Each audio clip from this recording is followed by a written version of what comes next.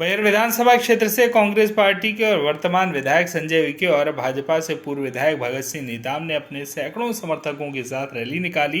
SDM कार्यालय पहुंचकर EV form के साथ अपना नामांकन पत्र दाखिल किया। इस मौके पर भाजपा प्रत्याशी भगत नेताम का साथ देने केंद्रीय राज्य मंत्री प्रहलाद सिंह पटेल उपस्थित रहे। भगत सिंह नेताम ने चर्चा में बताया कि 2013 से अब तक कांग्रेस के विधायक यहाँ रहे, किंतु उनके कार्यकाल में क्षेत्र में कोई विकास कार्य नहीं हुए। आज भी क्षेत्र में मूलभूत सुविधाओं का अभाव है। साथ ही उन्होंने अपने कार्यकाल में किए गए विकास कार्य गिनाए। बनाया है और आज इस शुभ घड़ी में मुझे यहाँ पर उपस्थित होने का मौका मिल रहा है। मैं सबसे पहले मेरे आदरणीय नेता डॉक्टर नेताम के चरणों में नमन करके मैं भगत नेताम के लिए आपसे आशीर्वाद मांगने के लिए आया हूँ। मैं आज कोई ऐसी बात नहीं करूंगा। मैं अपनी पिछली बातें याद कराता हूँ। इधर मंच पर जो लोग बैठे हैं और जो सामने खड़े हैं, तो जब आप विचार कर रहे हैं प्रसादीन का कि जब मैं आपके बीच में चुनाव लड़ने के लिए आया था तो इस जिले में मेरा कोई रिश्तेदार नहीं था। मैं मॉरिशस में था और मुझे बुलाकर बालाघाट का लोकसभा चुनाव लड़ने के लिए भेजा था। और ये माताएं बहनें इसमें बहुत सारी हैं जो उस समय काम करती थी। आप सबने आशीर्वाद देकर मुझे क्यों जिताया था कि अगर उस प्रश्न का उत्तर ढूंढ लोगे, सिर्फ इसलिए क्योंकि मेरे पास भारतीय जनता पार्टी का कमल था और कुछ मेरे पास नहीं था। और आपने बालाघाट का ये चीजें याद इसलिए करनी चाहिए कि भारतीय जनता पार्टी जैसे उम्मीदवार बनाती है, चुनाव वो नहीं लड़ता, चुनाव पार्टी के पदाधिकारी, कार्यकर्ता और समर्थक लड़ते हैं। उसका प्रतीक मैं हूं, इसलिए मैंने आपको याद दिलाया। और जब मैं उम्मीदवार बनकर आया तो डॉक्टर नेताम तो हमारे समय नेता होते थे। हम लोग युवा मोर्चे में थे। एक समय क्रांति मसाल यात्रा हम लोगों ने निकाली थी, तब हमारी सरकार नहीं थी। मैं वहां पर पैदल चला था। छत्तीसगढ़ के वर्तमान की जो बॉर्डर है ना, राजनांदगांव की, बालाघाट की, सालेवाला, वो पानी गिर रहा था तो साहू जी थे जो डॉक्टर। विकास तो ऐसा है कि आज पूरी दुनिया मोदी का लोहा मानती है। विकास तो ऐसा है कि शांति के लिए लोग हमारी तरफ नजर उठाकर देखते हैं। लेकिन G20 में आए तो हमने नारा दिया, वसुधैव कुटुंबकम, पूरी दुनिया हमारी है। हमको लोग बड़ा अनपढ़ कहते हैं। ये कांग्रेस के लोग समझते हैं कि साहब गांव का आदमी समझता नहीं होगा।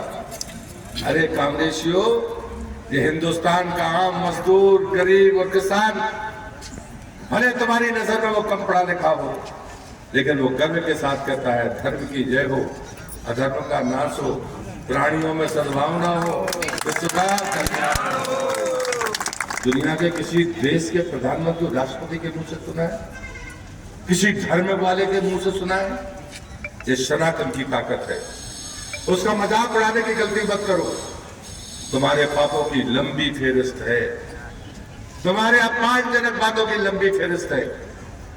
एक हमारे प्रधानमंत्री हैं जिनने भी 3 दिन पहले ट्वीट करके कहा था कि राम जन्मभूमि आंदोलन समिति ने, न्यास ने मुझे प्राण प्रतिष्ठा के लिए निमंत्रण भेजा है। मुझे गर्व है कि मैं सब अवसर पर वहां पर उपस्थित रहूंगा। न्यास भैया की चिंता से 3 ही बातें करता हूँ, क्योंकि 3 बजे के पहले भगत को फॉर्म भरना है, आप सबको जाना है, और इसलिए मैं 5 मिनट में अपनी बात खत्म करूंगा। मैं सिर्फ इतना ही कहता हूँ, नामांकन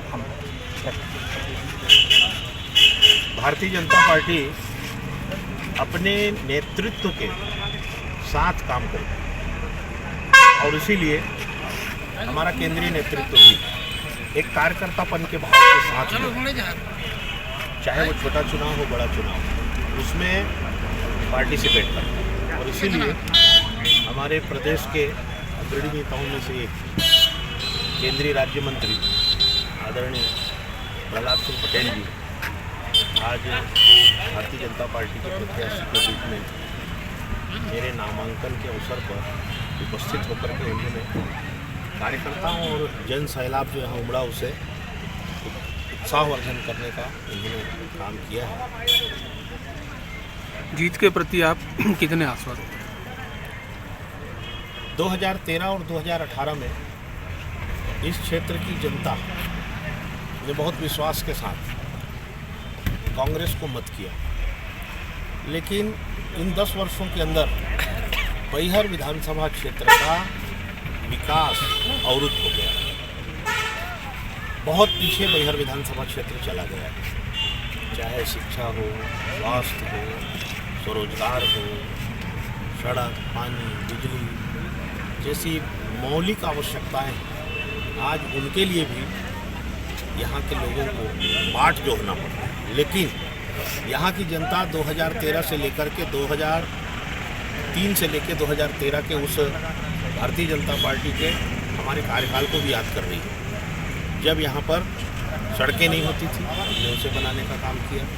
यहाँ पर हमने बिजली के 5 स्टेशन लगाए, सिंचाई के लिए हमने 5 यहाँ पर जलाशय बनाए, हमने कॉलेज खोला, हमने 3 उप तहसील बनाया। इस प्रकार से अनेक काम हमने यहाँ पर किया है और उन सारे कार्यों को जनता बहुत मन से तुलनात्मक रूप से देख रही है और मुझे भरोसा है कि हम विकास के मुद्दे पर और जन कल्याणकारी योजनाओं के आधार पर जनता के बीच में जा रहे हैं। जनता का आशीर्वाद मिल रहा है। निश्चित रूप से प्रचंड बहुमतों से भारतीय जनता पार्टी बैहर विधानसभा का चुनाव जीतेगी।